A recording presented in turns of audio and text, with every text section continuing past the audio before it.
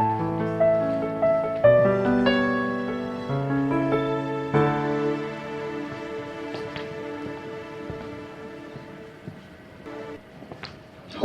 Oh, that's quite loud. Hi, everyone. Thanks for coming. So I'm Gabi. I'm a PhD here at UCSD in the Phys Arts Department. I'm here with Sofie Hodara, who's from Mass College of Art, and Zach Kaiser, who's from Michigan State University. All right, so why don't we get started? Does anybody want to have their dreams read? This is my grandfather. Okay. All right.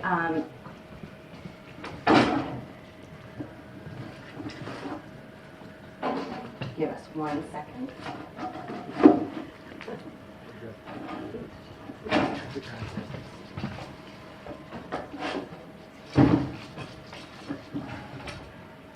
All right. I know I'm your offspring, but I'm going to need your signature. Do not bother reading this. Right here, sign and date. I'm signing my life away. Yes. You did it. All right, thank you. Okay. Welcome to the Dr. Pawel Norway Dream Machine. As we get set up, I'm going to ask you a few questions. Going to my alternative questionnaire for those senior citizens. All right. Gabi will begin to outfit you shortly with an EEG, a muscle sensor, and a motion tracker. Please lift up your leg. Make sure you're comfortable.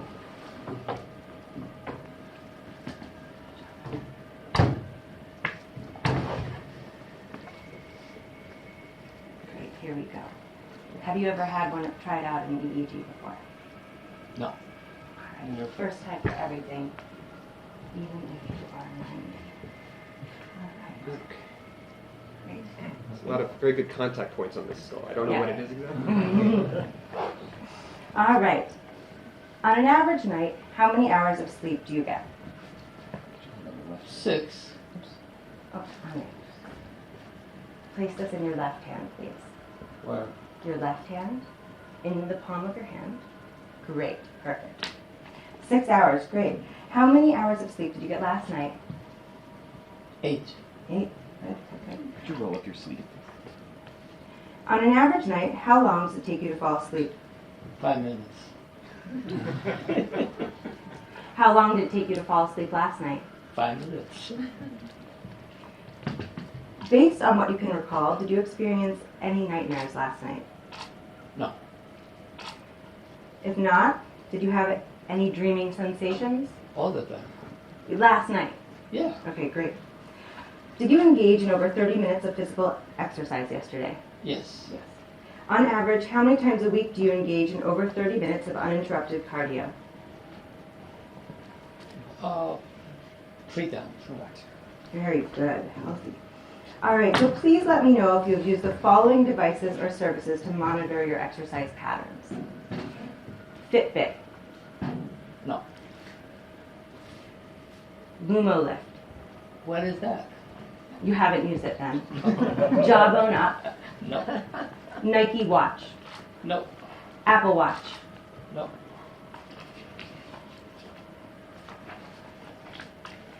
the Apple Health app. I have it, yeah. Do you monitor anything with it? Well, look at it sometime. Blood pressure? Yes. Okay. It tells me how many steps Yes, I walk. I knew it because I did the same If I thing. ride Okay, a bicycle. great. Okay. Google Fit. No. Please indicate if you are active or have been active in the past 30 days on the following social media services. Twitter, No. Instagram, No. Facebook, No. Vine, No. Snapchat, No. Tumblr. No. Surprised. Okay. How about LinkedIn? That's not on our survey, but I'll make a note of it. Thank you. Okay. How about ResearchGate? I'll add it in. All right. We are ready to begin. When I hit this green button, the visuals on this wall will change, and they will They will attempt to render your most recent dream state. All right. But I didn't tell you what the dream is about. All right.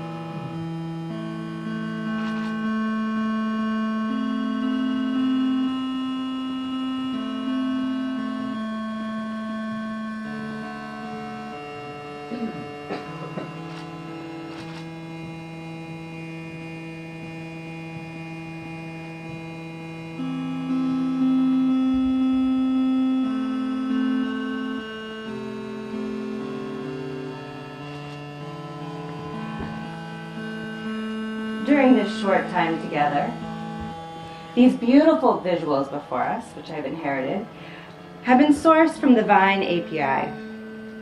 They are based on your physiological data. And along with the sounds that we hear, they have been processed by our proprietary algorithm. Thank you again for your participation. You're welcome. All right. Let's get you comfortable. Round of applause for Henri.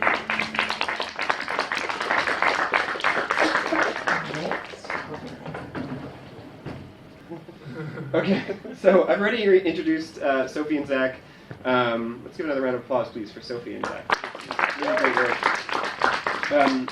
So we're super grateful to be here in the Ideas series, and at Cal IT 2, Trish has been amazing helping us. The staff here has been incredible. You should have seen this place 3 days ago. It did not look like this quasi-gallery performance space.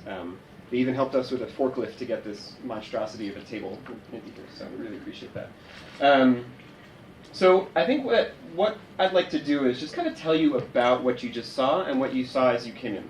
So Dr. Pawel Norway's treatise, Computable Transformation of Human Qualities to Those of a Visual Dream Memory, was, for some very bizarre reason, sitting in a thrift store in Mangalia in Romania in 2014, and Sofie runs a residency there and was visiting, and she saw this thing and was like, you guys need to see this guy. The book itself is quite a production, and you can see it. We have it under glass in the other section. It seems like Norway spared no expense, and he even used a method called anastatic printing, where you write on asphalt with zinc. You write on zinc with asphalt, and you put it in an acid bath, and so it allows the sort of sketched and handwritten to be printed again and again. It's like haphazardly but obsessively compiled. And the entire project that he writes about is about turning dreams into visuals, right? But it's not, I think somebody earlier referenced Freud, right? It's not, sit and tell me about your dreams, I want to sketch them out. It's something a bit different. Norway had this idea about where dreams exist. And he took a cue from the Cartesian conceptualization of the human, which is that the brain and the body are wholly separate. And he also obsessed over this diagram here that Descartes illustrates, and he's illustrating a somatosensory pathway in the human through which pain molecules travel. So you can see the fire is releasing pain molecules, and it's going into the human, up into their brain. There's effectively nerves, although obviously he couldn't have seen it as that. He perceived them as hollow tubes. And perception of pain, he argued, was completely brain-based, and that's something I'll get to in a little bit. Now, Norway was obsessed with Descartes, and after a week of particularly troublesome dreams, he wondered if maybe 200 years later he could use the technology that his modern science training provided him to reinvigorate a corpuscular conceptualization of mind and body interactions. So he grabbed this device and he put it on himself, and he spent months determining how to measure for what he deemed the Cartesian dream molecule. And eventually he settled on a combination of temperature, movement, swelling, and moisture levels, and assigned them the Greek letters alpha, beta, gamma, and chi. Now, experimenting on himself proved extremely difficult for a plethora of reasons, so he started recruiting subjects for the work, and there wasn't a ton of enthusiasm, which I guess we saw in this room as well.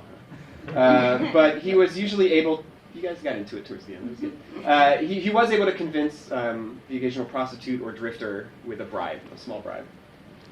So he'd measure their values before and after a brief nap, and then he would ask them to leave and would put a pinch of laudanum, which was a popular opiate in Victorian times, and he'd put it into a glass of sherry and get to drawing. And so this is the type of image that came out. It's like this really lovely quasi-abstract representations of whatever he had calculated and then visioned from his test. Now, that Norway's work would hold any muster in today's science is not up for debate. Right? The answer is no. But the good news is we're not scientists, and we are, however, artists and scholars, and we're extremely interested in the way that a computationally mediated world affects our subjectivity. So what does that mean, and what does that have to do with Pawel Norway? To begin to explain this, I'm going to take a brief but super relevant detour into the quantified self movement, something you may have got a hint of as Sofie was asking her questions. When I speak about the quantified self, I speak of a movement started in the 90s, and one that is predicated on the collection and interpretation of various metrics as they pertain to the body. So how many steps taken, how many calories burned, and I'm talking about the devices we used here, right? An EEG and a Fitbit and a muscle sensor. But I'm also talking about the countless of consumer products, from a smart plate that weighs your food and tells you how many calories you're consuming, to a home DNA test from a company like 23andMe. Though what we're going to argue is not relegated purely to corporate offerings. That's an important point. I'd like to compare the way that quantified self works to the ideas of philosopher Elaine Scarry from her 1985 The Body in Pain. In the book, she explores the relationships between the torturer and the tortured, and she does so to explore the relationship between the feeling and expression of pain. She suggests that when sentient facts of a person's suffering manifest in the visible world, so that is, when they scream or they bleed or otherwise convey their suffering, the torturer has successfully objectified his subject's body, and he's now in control of that subject. Scarry's torturers, be they actual pain-inflicting individuals or metaphorically arbiters of a central ideology or cultural construct, they translate the intangible into the tangible, forcing its reconstruction in the sheer material factualness of the human body, borrowed to lend that cultural construct the aura of realness and certainty. So let's come back to that room. On one side of the space, we have an exhibit about Dr. Pawel Norway, Victorian pseudoscientist, an exile of the London science scene. He looks back 2 centuries, and he grasps at a truth. Pain exists in the mind, separate from the causes of that pain. He thinks maybe there's a way to think about these nightmares I've been having. Nightmares about being left out on the street, nightmares about fruit rotting. He thinks these images have nothing to do with my body and what it's experiencing, and he wonders if maybe he'd be able to grasp at what his body is doing during and after those dreams. So on this side of the room, we seek to analogize Norway's dream machine to our modern-day quantified self movement, one predicated on a corporeal dictation of what is and is not wrong with our bodies. The quantified self movement, and certainly much of our computational mediated culture, is normalizing. Contemporary popular culture's recent foray into the quantified self as movement is often credited to an informal meeting of 28 individuals at the home of Kevin Kelly. Kelly is a noted neoliberal technologist and also founding editor of Wired magazine and author of 1999's New Rules for the New Economy. Neoliberalism, as David Harvey notes in A Brief History of Neoliberalism, requires technologies of information creation and capacities to accumulate, store, transfer, analyze, and use massive databases to guide decisions in the global marketplace. Hence, neoliberalism's intense interest in and pursuit of information technologies, leading some to proclaim the emergence of a new kind of information society. It seems there's no better place for the neoliberal self to plan its success than in the quantified self movement.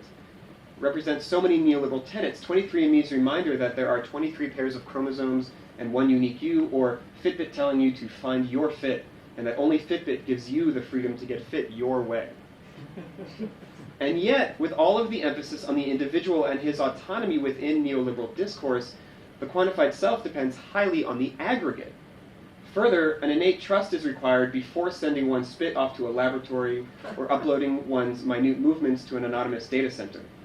For those with an ideological belief in the sovereignty of the self, neoliberals are extremely eager to hand that self over to other parties in order to become one in millions of other database records. Understanding and perhaps resolving this contradiction becomes slightly easier with the help of the father of eugenics, Francis Galton. Galton's 1877 speech to the Royal Institution in London is quoted in Ian Hacking's 1991 The Taming of Chance. Here, Galton discusses normal distributions, or statistical samples which fall in a predictable bell curve, much like this one. And he's discussing it in regards to evolution. He speaks of how evolutionary outliers die away at the margins, the scanty remnants of all exceptional members revert to mediocrity. He goes on to say that they show us that natural selection does not act by carving out each new generation according to a definite pattern on a Procrustean bed, irrespective of waste. They also explain how small a contribution is made to future generations by those who deviate widely from the mean, either in excess or deficiency, and they enabled us to discover the precise sources when the deficiencies in the produce of exceptional types are supplied and their relative contributions.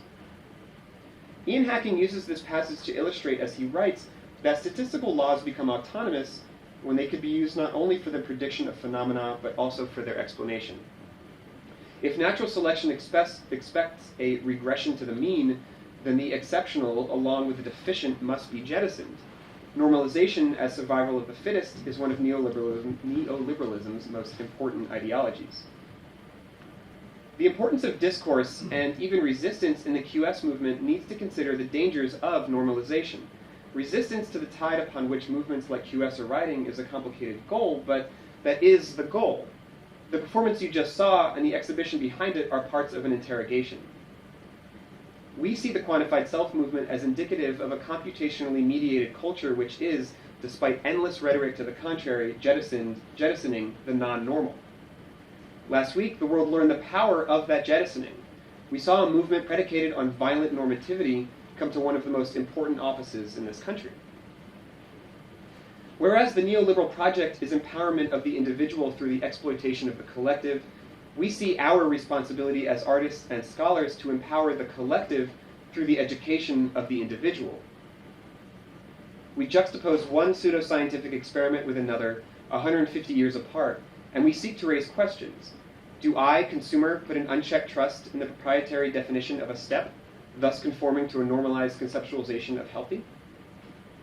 Do I add to a database of genomes that will be sold to pharmaceutical companies? A database populated with the data of those who can afford